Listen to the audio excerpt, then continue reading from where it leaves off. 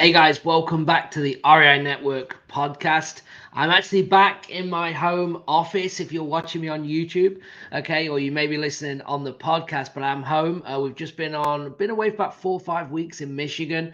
We went into to the lake house, family lake house. We can pull the RV just alongside the lake house. We stayed there for about 3.5 weeks, and then we went up to the UP, which is the Upper Peninsula. I thought that was everyone knew that, but apparently not. That's actually, the Michigan language there. But yeah, another beautiful place. We did that, came back, just arrived back home a couple of days ago, and then we are heading over or down to Florida for a week on Tuesday. So a lot going on, a lot of travel. That's why I love what I do, and to be able to make money in real estate. And that's what this show is all about. Is trying to educate you, teach you, give you some action steps for you to take away and actually implement. All right. So again, please reach out if you want to send me an email at support@reinetwork.com. If you have anyone that you want me to interview, if you want me to talk on any topics, teach on anything, happy to do so. So anything that you want or you'd like to hear, please reach out. Also, if you're interested in working with me on a coaching level, also reach out as well. If you go to reinetwork.com/join, or if you want to work with me one-to-one, you can also email in. All right, awesome. So let's get into what I want to talk about today, okay, which is about closing more deals by making more offers or having more options. Okay, really, really important. And there's so many people that get into real estate and they want to do creative finance, right? You hear that term, or you hear about lease option, lease purchase, or subject to, or cash deals. And obviously, I think it's easy to say like, well, I want to work on creative deals because I want passive income. I want to control property without owning it, and I want a rental coming in, and everyone's got all these different visions. But you have to pick where you want to learn, and you need to understand not only where you want to learn and focus if you're new, but how are you going to position these different offers to actually make sense and actually work and get contracts. Okay. So if you're new watching this, I want you to start with one strategy at a time, right? Now, I like obviously wholesaling, starting with cash deals and then going into owner finance, especially if you're brand new to real estate. Now, that doesn't mean that you can't do lease options or owner finance if you are brand new. I'm not saying that, but I think it's an easier way to break in to keep it simple because on the creative side, you need to be more creative. You need to understand how to learn how to position your offers, position in the sales cycle. And I'm going to get into that and give you some examples. And that can be a little different. There's more moving parts in a creative deal.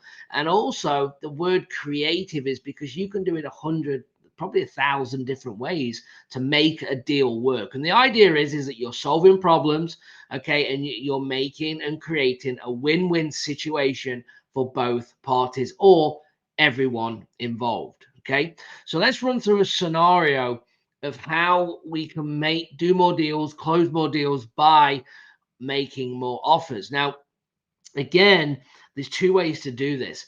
And you've probably heard this from me before. If this is a cold lead, someone that's not really interested in anything, they're just like, whatever, you reached out, just make me an offer. You could put multiple offers on a page. You can pair offers up, meaning you can make a cash offer with a lease option, maybe a sandwich lease option, staying in the middle of the deal. Okay. And on a sandwich lease option, that's where you're going to make money on the front. You're going to cash flow and you're going to have equity on the back end when you sell it, when you stay in the middle. So you might want to put that offer together. And then a third or fourth offer could be an assignment lease option or maybe an owner finance or something like that. So you can start to, put offers together on the same piece of paper. Now, obviously, I just said that to a non-motivated seller.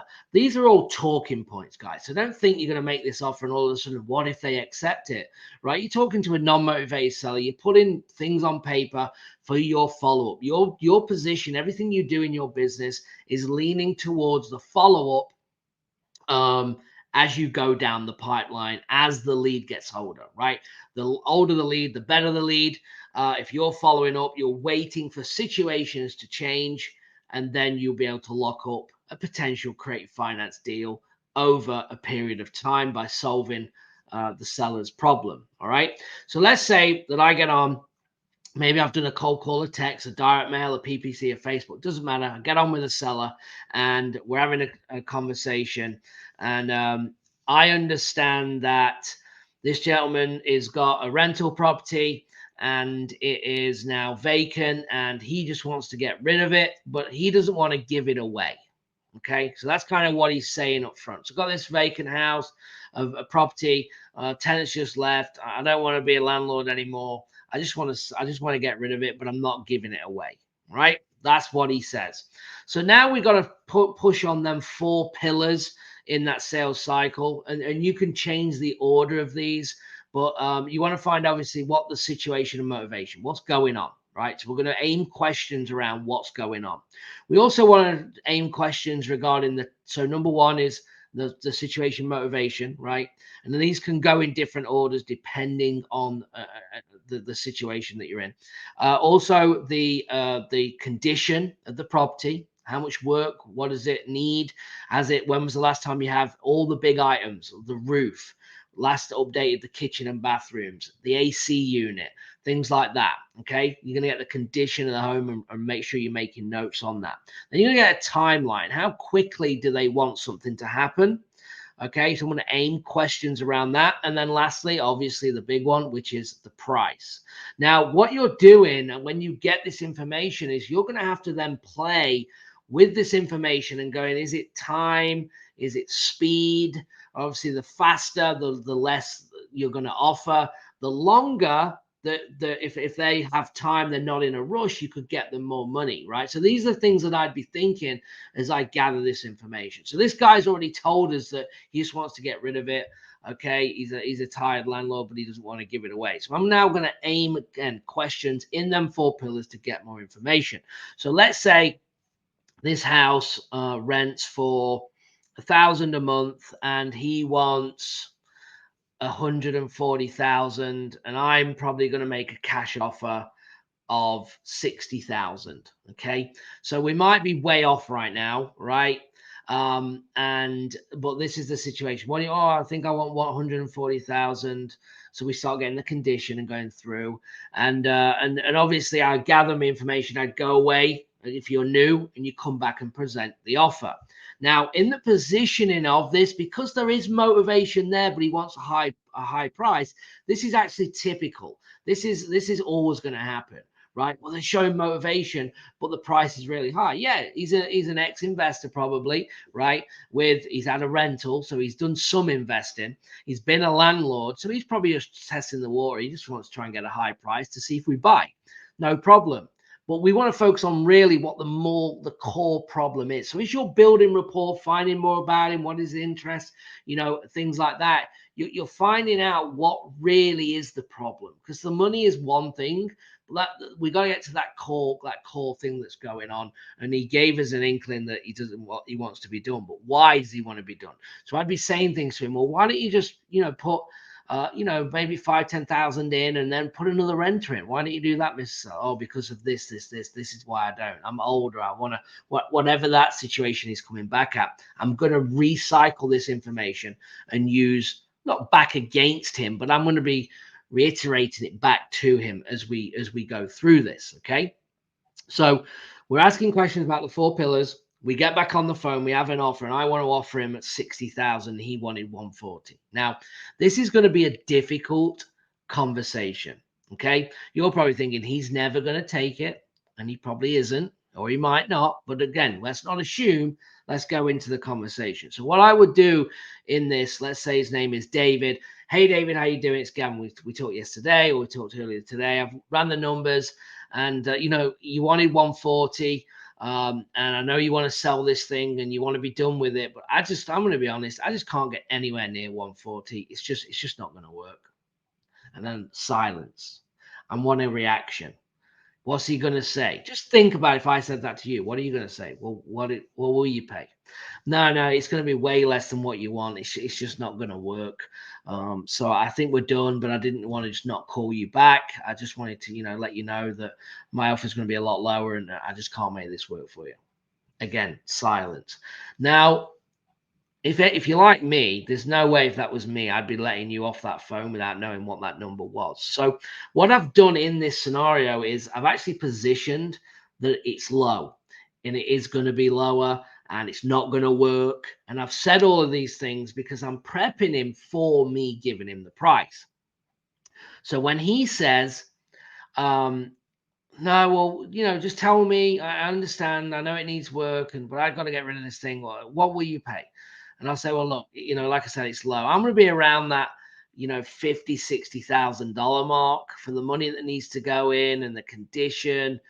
That's kind of where I'm gonna be at, Dave. And he might say could react in multiple ways. Wow, really that low? It could be a calm. It could be that's ridiculous. That's a joke. And if you get that, you immediately interrupt him and say, hold on, Dave. I told you it was going to be low. That's why I didn't even want to give you the offer because you've already positioned. Then it will calm him down again to say, oh, okay, no, I understand. I just can't believe it. I need more than that. So then my next move is very, very simple. I say, Dave, okay, now I understand. How close are we? How close can you get to my number? Now I want to see how much he's gonna drop. He might say, I'm not taking any less than 100,000. Okay. So straight away I've dropped 40 grand. So here we go. We're moving. So he's like, I'm not taking any less than 100,000. Okay. So now I have a new benchmark. And I'll explain.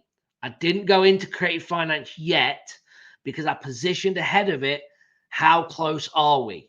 What would you come down to? I needed a big jump before I go into creative finance. Okay. Because watch what's going to happen next. So he says, I'm not taking any less than 100 grand. So we just lowered $40,000, okay, in this negotiation. And I still can't make it work, right? I need it at 60,000. I'm going to wholesale it for 70 to a cash buyer. And that's all I've got. That's all the tools I have right now. So that's when then I'm going to now position the creative finance. Now, again, if you're new, you can position this, get off the phone, give yourself time to prepare and get back on the phone, right? So your next move is we've positioned the price. It's gone low. He's now counted. I've said, how close can we get? How close are we? How close can you come to my offer? He drops to 100 and says, I'm not going any lower than that. Now we lost 40. That's where we're at. So then I say, okay, Dave, look, I understand you want 100,000. But I just can't make it work. But let me ask you this. If we did something on terms, okay, if we did some kind of terms and made some payments to you, something like that, and we could get you closer to 100,000, what would you think? What would you think about that? Now, that is my initial into creative. I never said lease option, lease purchase, creative finance, sub 2. I just said terms. If we were did some kind of terms, very general, made some kind of payments to you, monthly payments, and we could get closer to your price, what would you think about then? Now he's going to potentially say no, and I can dig a little further. Well, why? I go back to the why again. If he says no at that point, no, I don't want to do that. Well, why? Well, I just want to get rid of it. Well, let me ask you this, Dave. If I could control the property so you haven't got to deal with it, and we did it on, like I said, some kind of terms where I can control it all, you haven't got a headache and I'm just paying you a check every month, and then we get you, some kind of other payment down the line. I need to look at the numbers, Dave, but I'm just saying, if we did something like that, because remember, his why was he doesn't want to deal with it. So if I take control and I deal with everything and get him some money to get him to his amount, what do you think about that, Dave? Now he might say, well, yeah, maybe. I mean, what are you thinking? How much? How does this work? Now, if you're newer, again, this is where you can go, well, look, I can't just, I not looked at numbers for something like that. Let me get off the phone. Let me run some numbers and I'll get back on the phone. How about we talk again tomorrow at X time? Now, this gives you now time to come and prep your offer in terms of how you're going to do it. Now, are you going to, and we understand in this that he doesn't want, he doesn't want to cash offer that low. He wants to sell it and he doesn't want to deal with it. So we've got to be careful now with the offers that we're making to make sure that we stay on track to still solve his problem. So obviously an assignment lease option is not solving the problem because he still has to deal with it. So we're looking at a sandwich lease option, a sub 2 if he has a mortgage, or a creative finance. Now, let's just say this is free and clear, right? Obviously, based on this situation, and again, you can play your own there. Oh, he has 40,000 left, and that's where you might use a sub 2 or an owner finance. Again, depending on what you know and how creative you can get. But when you start to learn these strategies, this is how you need to implement them in the sales cycle, because everything that we do is about positioning. All right. So if there's one thing I want you to take from this call, and we're going to keep going here, but the 4 pillars, okay, understanding the situation, gathering the information, and no one closes on the first phone call. Do not listen to that. Okay. I've probably closed 2 deals ever in the first phone call, and that was years ago. Right now, real estate's hot. It's about building relationships, and you've got to set up for multiple calls. So do not take no for an answer on the first phone call. Just like when we just did that role play and we said we offered the 60,000, 100, and said, well, would you do any terms? And he said no. A lot of you would just go, oh, okay, no worries. Well, we can't help you then, Dave. I want to know why he said no. That is the difference between a closer and someone that's just going to give in, is because he's saying no. No to what? No to terms. Why? Because I don't want to deal with a property. Well, I can still do terms and I can deal with a property. You see what I'm saying? So you've got to go that extra step to get that. So anyway, so he's now intrigued a little more. We're still not anywhere near a deal. I'm going to get off. I'm going to come back. I'm going to present the options. Now, let's say again, we said this was free and clear. So maybe I am going to offer an owner finance. Okay. Now, also in the positioning in the sales cycle, you can actually over talk, over explain, and actually make the deal fail because you can't stop talking. So what do I mean by that?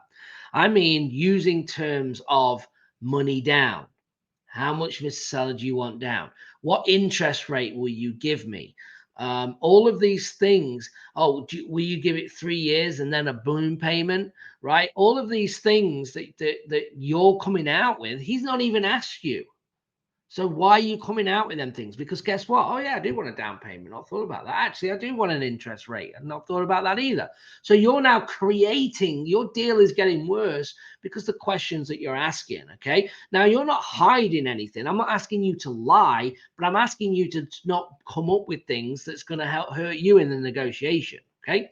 So when I get back on with Dave, I'm going to say, all right, Dave, well, look, I've looked at the numbers. I want to take control of, of this property. And what if we did kind of some owner financing? Okay.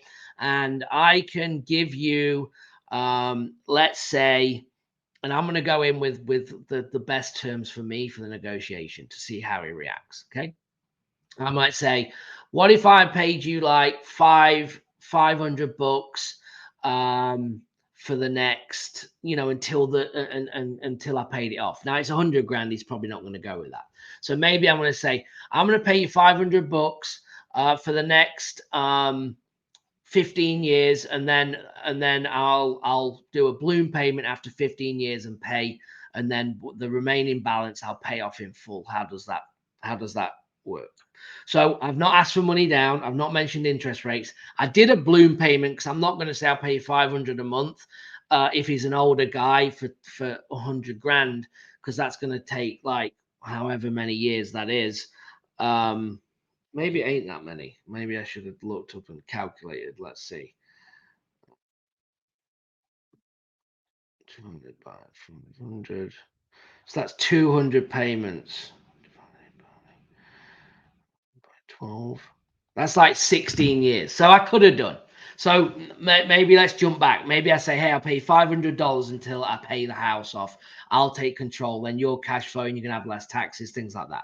Oh, no, I'm not. I don't want to do that. No, I'm not. I want to, I don't mind doing some terms, but I'm not doing it for that long. Okay, well, how long are you thinking? And then the negotiation starts. Again, still no down payment, still no interest, okay, or whatever, right? And this could be a lease option. I'm just giving you examples here of how of the things that you need to think about when you're going into these negotiations to actually close more deals. So I might be leaning on this to a 10-year with a balloon payment, maybe going up to $600 a month, maybe giving a bit down, maybe giving a bit of interest if I need to, as this negotiation goes on. But again, the whole goal is, am I solving his problem? His problem right now is he doesn't want to deal with the property and he wants 100 grand. So I can give you, Dave, 100 grand. I'm going to pay you $500 a month. And in 10 years, what the remaining balance is, I'm going to pay off in full. How does that sound? And that would be now my new offer. And then we would tweak and take the changes and the objections to, well, what if this and what if that and what if the other, what if the tenant smashes it up? Well, I'll pay for that. I'll fix it up. All you need to know, David, is that you're acting as the bank, pretty much. You're just holding this.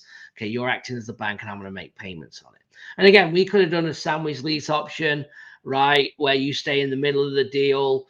And got him paid out over 3 years if you wanted, or 7, or whatever. But what you're seeing in this is the actual positioning and understanding how you can actually use your offers, okay, by this scenario of the positioning, not over talking, to actually get deals done. And remember, especially on creative and on cash, you're gonna do more than one phone call. You're going to do it over a pipeline, a period of time. We have creative deals right now that we've been talking with people for 8-9 weeks, just recent ones.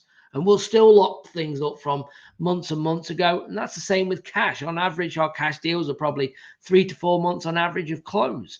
So I'm not saying we don't get one in the first week. I'm not saying that, but I'm talking about your whole business. The likelihood is that you're not going to be doing 5 deals a month every single month from brand new marketing from 1 or 2 conversations. It's just not going to happen. Not in today's market or markets. And I don't care where you're at. It's just not, unless you're pumping out a lot of marketing. And if you say to me, Gavin, I actually do 5 deals a month from new marketing, I'll say, well, you should be doing 20 deals a month then, okay, from follow-up, because you'll always do more deals from follow-up than you will on the initial leads. That's why prepping the whole system, the pipeline, everything is so important to get this down. Okay, but hopefully this helps. Okay, so remember, no over talking. Don't bring up, especially with your lease options, your creative, the money, the your interests and your money down, and you're just asking for a harder time. Deal with it when it comes up. I've just had a client, Terry, we were talking to. He's just got basically principal only, 0% interest until it's paid off, like an amazing deal, cash flowing like I think 600 a month or something. Just a crazy great deal, but just solving the seller's problem. He just didn't want to pay all the taxes, so they wanted to do it, over a period of time and solve the problem with the seller. The seller was happy, he's happy, everyone's happy, and it works. And that's what you got to understand, right? The sales cycle is not persuasion. It is to some degree. It is you're persuading, but it's also your position and allowing them to understand why they're making the decisions they're making. Because guess what? 9% of your sellers, guys, when they say no, they're saying no because they don't know what they're doing. They don't know what they're saying no to. And test it. When they go down, I'll give you a quick, I'll end this. I don't want to go too long, but let's say in a lease option, when someone says to me, let's say it's this leads a sale by owner, right? I call, it's price negotiable, blah, blah. No. Would you be interested in renting it? Yeah, possibly. Or I say, what are you going to do if it doesn't sell? I'll rent it, right? Well, you'll do a lease option in my mind now, right? I'm very confident in that. If I can get, you're trying to sell it. If it doesn't sell, you want to rent it. Why wouldn't you do a lease option? So, and then when I position that lease option and they're going to go, no, I don't want to do that. Well, I thought you wanted to rent it. Well, yeah, I do.